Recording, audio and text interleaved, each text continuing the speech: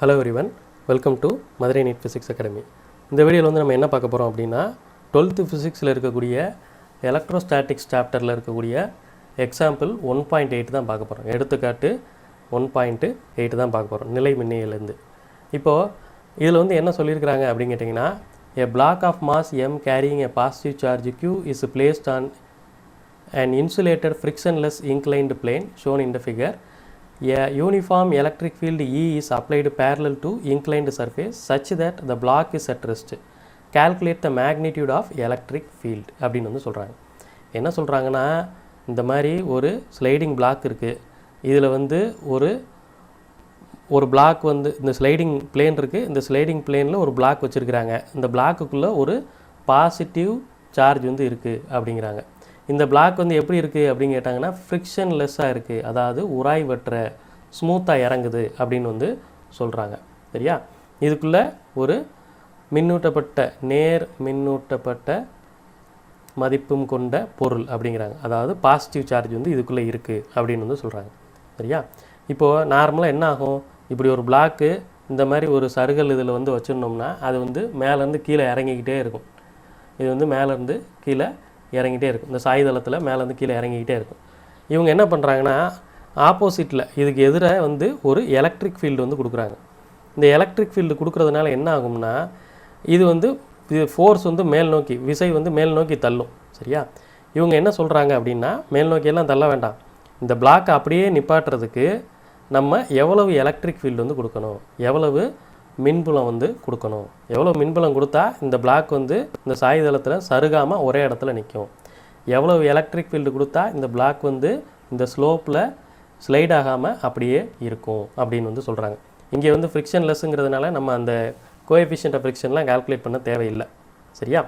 சரி, இந்த மாதிரி பிளாக் சிஸ்டம் கொடுத்துருந்தாலே நம்ம எடுத்தோன்னே எப்படி அதில் இருக்கக்கூடிய ஃபோர்ஸஸ்ஸு படம் வரையணும் அப்படிங்கிறதுக்கு ஒரு வீடியோ வந்து நான் போட்டிருக்கிறேன்.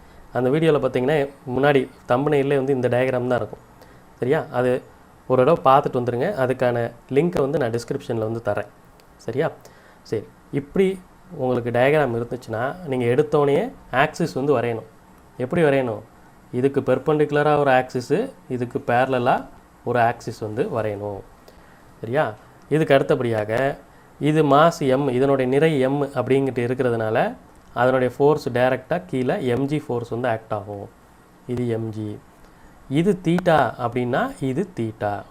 இது தீட்டா அப்படின்னா இது வந்து எம்ஜி காஸ் தீட்டா, இது வந்து எம்ஜி சைன் தீட்டா. இதெல்லாம் எப்படிங்கிறத அந்த வீடியோவில் சொல்லியிருக்கிறேன், ஒரு தடவை பார்த்துருங்க. ஸோ இந்த மாதிரி ஒரு சாய்தளம், ஒரு இன்க்ளைன்டு பிளேன் வந்து கொடுத்தாங்கன்னா டக்குன்னு நம்ம என்ன பண்ணணும், இந்த மாதிரி mg cos theta, mg sine theta நம்மளுக்கு போட தெரியணும். சரியா? இப்போ கீழ் நோக்கி இழுக்கக்கூடிய விசை வந்து எம்ஜி சைன் தீட்டா அப்படிங்கிறது எனக்கு தெரிஞ்சு போச்சு. இப்போது இதுக்கு ஈக்குவல் அண்ட் ஆப்போசிட்டாக, இதுக்கு அப்படியே எதிர இதுக்கு சமமாக நம்ம வந்து ஒரு விசை வந்து கொடுக்கணும். அது இந்த எலக்ட்ரிக், இந்த மின்புலம் தான் கொடுக்க போகுது. சரியா? இந்த ஃபோர்ஸ் எப்படி இருக்கணும் அப்படின்னு கேட்டிங்கன்னா, இந்த ஃபோர்ஸ் வந்து இந்த எம்ஜி சைன் தீட்டாக்கு இணையாக வந்து இருக்கணும். அப்படி இருந்தால் தான் இது வந்து ஒரே இடத்துல நிற்கும். இந்த ஃபோர்ஸ் அதிகமாச்சுன்னா மேலே போயிடும், இந்த எம்ஜி சைன் தீட்டா அதிகமாகிடுச்சுன்னா கீழே வரும். இது ரெண்டு ஈக்குவலாக இருந்தால் தான் இது சமநிலையில் ரெஸ்ட்டில் வந்து இருக்க முடியும். சரியா? இது வந்து அதாவது நகராமல் ஒரே இடத்துல வந்து இருக்க முடியும், அதாவது அதை நிலையாக வைத்திருப்பதற்கு. அப்படிங்கிறதுனால நம்ம என்ன பண்ணணும், F is equal to mg sine theta அப்படின்னு வந்து நம்ம சொல்லணும். சரியா? சரி, இந்த எஃப் வந்து என்ன அப்படின்னு கேட்டிங்கன்னா, இதில் வந்து இருக்கிறது வந்து ஒரு பாசிட்டிவ் சார்ஜு. நீங்கள் எலக்ட்ரிக் ஃபீல்டு மின்புலம் வந்து இந்த பக்கம் எப்படி கொடுக்குறீங்க, நார்மலாக ஒரு பாசிட்டிவ் சார்ஜ் இருக்குது, இதில் ஒரு மின்புலம் இப்படி நீங்கள் கொடுத்தீங்கன்னா இந்த பாசிட்டிவ் சார்ஜ் என்ன ஆகும், இந்த சைடு ஒரு விசை வந்து இது வந்து எக்ஸ்பீரியன்ஸ் பண்ணும், ஃபோர்ஸ் வந்து எக்ஸ்பீரியன்ஸ் பண்ணும். சரியா? இந்த force F is equal to என்னென்னா, இந்த சார்ஜ் Q, இந்த எலக்ட்ரிக் ஃபீல்டு மின்புலம் E அப்படின்னு வந்து நம்ம சொல்லுவோம். சரியா? இது வந்து முன்னாடியே படிச்சிருப்போம்.